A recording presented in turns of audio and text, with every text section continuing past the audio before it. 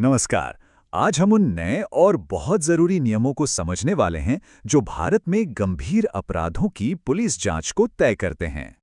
अगर पुलिस किसी अपराध की जांच करने से ही मना कर दे, तो क्या होता है? ये एक ऐसा सवाल है जो अक्सर मन में आता है, और इसका जवाब हमें मिलता है भारतीय नागरिक सुरक्षा संहिता यानी बीएनएसएस में। तो चलिए इसी जरूरी विषय को थोड़ा और गहराई से समझते हैं। आज हम क्या-क्या देखने वाले हैं। सबसे पहले पुलिस की जांच करने की अपनी क्या शक्ति है। फिर मैजिस्ट्रेट कब और कैसी दखल दे सकते हैं। एक बहुत बड़ा कानूनी बदलाव हुआ है, उसे भी समझेंगे। और इन शक्तियों का गलत इस्तेमाल ना हो, उसके लिए क्या उपाय हैं। और आखिर में न्याय पाने का सही रास्ता असल में है क्या। चलिए सबसे पहले बिल्कुल बेसिक सवाल से शुरू करते हैं। किसी भी अपराध की जांच शुरू करने का अधिकार आखिर है किसके पास? मतलब डिफॉल्ट अथॉरिटी कौन है? यही वो बुनियाद है जिस पर पूरी कानूनी प्रक्रिया खड़ी होती है। देखिए, पूरा कानून एक शब्द के इर्द गिर्द घूमता है, संज्ञेय मामला, या जिसे अंग्रेजी में कॉग्निजेबल केस कहते हैं। अब इसका मतलब क्या है? बिल्कुल सीधे शब्दों में कहें तो ये ऐसे गंभीर अपराध हैं, सोचिए, जैसे हत्या, डकैती, जिनमें पुलिस को बिना किसी वारंट का इंतजार किए फौरन एक्शन लेने का अधिकार होता है। और यहीं पर सबसे जरूरी बात सामने आती है। भारतीय नागरिक सुरक्षा संहिता की धारा 175(1) साफ साफ कहती है कि ऐसे गंभीर मामलों में पुलिस को किसी मैजिस्ट्रेट के आदेश का इंतजार करने की जरूरत नहीं है, वो खुद ही जांच शुरू कर सकती है। इतना ही नहीं, कानून में एक साफ कमांड चेन भी बनाई गई है। मतलब पुलिस अधीक्षक यानी एसपी चाहें तो किसी गंभीर मामले की जांच के लिए डिप्यूटी एसपी को लगा सकते हैं। और एक और अहम बात, अगर किसी अधिकारी ने जांच शुरू कर दी तो बाद में उसके अधिकार पर सिर्फ इस आधार पर सवाल नहीं उठाया जा सकता कि ये उसके इलाके का केस नहीं था। इससे जांच पटरी से नहीं उतरती।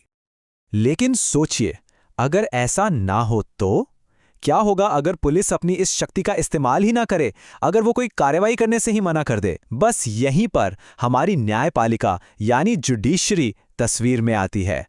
चलिए देखते हैं ये सिस्टम काम कैसे करता है।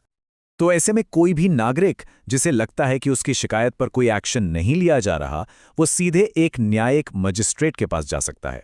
और कानून यानी बीएनएसएस की धारा 175(3) मजिस्ट्रेट को यह शक्ति देती है कि वो पुलिस को किसी भी संज्ञेय मामले की जांच का आदेश दें।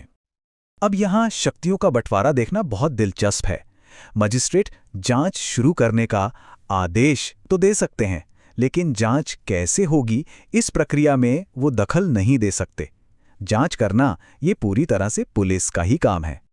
अच्छा, कई दशकों तक मजिस्ट्रेट की ये शक्ति बहुत सीमित हुआ करती थी, लेकिन फिर सुप्रीम कोर्ट का एक ऐसा फैसला आया जिसने सब कुछ बदल दिया। एक ऐतिहासिक फैसला जिसने इस पूरे कानूनी खेल के नियम ही फिर से लिख दिए। देखिए, करीब 43 सालों तक 1976 के दिवरपल्ली मामले ने जो तय कर दिया था वही कानून माना जाता था। लेकिन 2019 में आया वीनू भाई मामला, जिसने इस 43 साल पुरानी कानूनी समझ को पलट कर रख दिया और एक बहुत बड़ा बदलाव लाया। और ये स्लाइड उस बदलाव को बिल्कुल साफ कर देती है। पहले देवरपल्ली मामले के हिसाब से मजिस्ट्रेट जांच का आदेश सिर्फ संज्ञान लेने से पहले दे सकते थे। संज्ञान लेना मतलब जब केस आधिकारिक तौर पर शुरू होता है। एक बार संज्ञान ले लिया तो मजिस्ट्रेट की शक्ति खत्म। लेकिन वीनू भाई मामले ने कहा, नहीं, अब मजिस्ट्रेट संज्ञान लेने के बाद भी ट्रायल शुरू होने तक कभी भी आगे की जांच यानी फर्दर इन्वेस्टिगेशन का आदेश दे सकते हैं, ताकि न्याय हो सके। हाँ, लेकिन जब किसी को ज्यादा शक्ति मिलती है तो उसके गलत इस्तेमाल का खतरा भी तो बढ़ जाता है ना? सुप्रीम कोर्ट ने भी इस बात को समझा और इस खतरे को रोकने के लिए एक बहुत जरूरी सेफगार्ड, एक सुरक्षा उपाय लागू किया। अदालत ने पाया कि एक बहुत ही परेशान करने वाला ट्रेंड शुरू हो गया था। जैसा कि सुप्रीम कोर्ट ने प्रियंका श्रीवास्तव मामले में कहा, लोग सिर्फ कुछ लोगों को परेशान करने के लिए बिना किसी जिम्मेदारी के रूटीन की तरह आवेदन दायर कर रहे थे। मतलब कानून का इस्तेमाल हथियार की तरह हो रहा था। तो इस समस्या का समाधान क्या निकला? एक बहुत ही सरल लेकिन असरदार चीज, एक शपथ पत्र। अब नियम यह है कि अगर कोई धारा 175(3) के तहत मैजिस्ट्रेट से जांच का आदेश चाहता है तो उसे अपनी अर्जी के साथ एक शपथ पत्र यानी एफिडेविट भी देना होगा। इसका सीधा सा मतलब है कि जो भी व्यक्ति शिकायत कर रहा है वो कसम खाकर अपने आरोपों की कानूनी जिम्मेदारी ले रहा है। इससे झूठे केस करने वालों पर एक लगाम लगती है। तो अब तक हमने जो भी समझा उसे एक साथ रखकर देखते हैं। असल सवाल ये है कि अगर पुलिस शिकायत दर्ज करने से मना कर दे तो न्याय पाने का सही स्टेप बाय स्टेप रास्ता क्या है? अक्सर लोगों के मन में आता है कि अब तो सीधा हाई कोर्ट ही जाना पड़ेगा, लेकिन ये एक बहुत आम गलतफहमी है। कानूनी प्रक्रिया ऐसे काम नहीं करती। सुप्रीम कोर्ट ने खुद कहा है कि इस तरह से कानूनी सीढ़ी को लांघकर सीधे हाई कोर्ट चले जाना गलत तरीका है। देखिए, ये जो कानूनी पदानुक्रम या हायरार्की बनाई गई है वो एक वजह से है। हर स्तर की अपनी एक भूमिका है और उसका पालन करना जरूरी है।